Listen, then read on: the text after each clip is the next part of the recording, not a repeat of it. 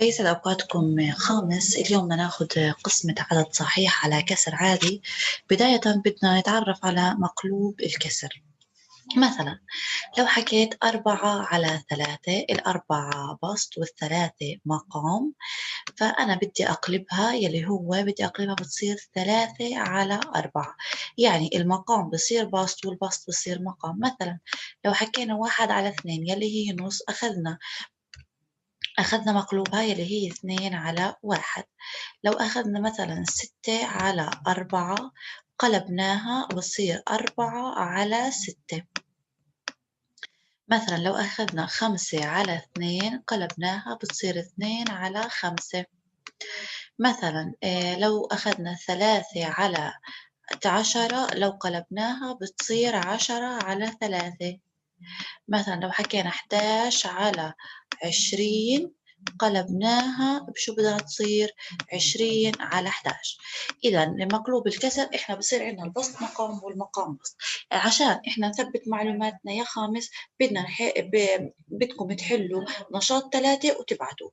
هلا بدنا ناخد كيف بدنا نقسم قسمة عدد صحيح على كسر عادي. مثلا لو أجينا أخذنا 5/نص، كل عدد صحيح هو عدد نسبي، فبالتالي مقام الخمسة هو 1. في حالة إذا صار عندي أنا هنا 5/1 ونص، 5/1 اللي هو الكسر الأول يبقى كما هو، إذا 5/1 تبقى كما هي. القسمة تحول إلى ضرب والكسر الثاني يقلب، أي يصبح البسط مقام والمقام بسط، إذا هي 2/1. بعدين نضرب البسط في البسط والمقام في المقام. 5 ضرب 2 10، 1 ضرب 1 1، و10/1 تساوي 10. هسه مثلا لو أعطينا لكم 6/3،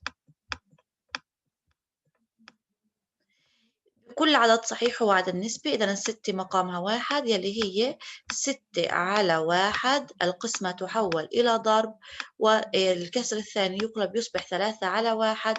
3 يضرب البسط في البسط والمقام في المقام. 3 ضرب 6 18، 1 ضرب 1 1، يلي هي تصبح 18/1 18. لو حكينا 9 تقسيم مثلا خمس، التسعة شو مقامها؟ 1. إذا التسعة مقامها 1، 9/1 تبقى كما هي. القسمة تحول إلى ضرب تصبح 5/1. 9 ضرب 5 45، و1/1 1، 45 تساوي. مثلا لو أخذنا أمثلة أخرى، لو تكلمنا مثلا 7 عفوا 7/2/4. مقام ال7 إيش؟ 1. إذا ممتاز. 7/1. القسمة تحول إلى ضرب والكسر الثاني يقلب يصبح 4/2. يضرب بسط في البسط والمقام في المقام. 7 ضرب 4 28، 1 ضرب 1 1.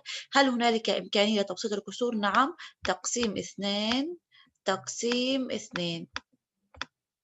28 تقسيم 2 هي تساوي 14/1 وتساوي 14. مثلا لو تكلمنا 8 تقسيم ربع،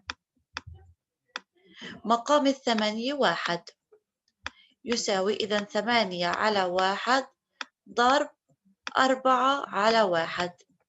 8 ضرب 4 32/1 وتساوي 32. مثلا 10 تقسيم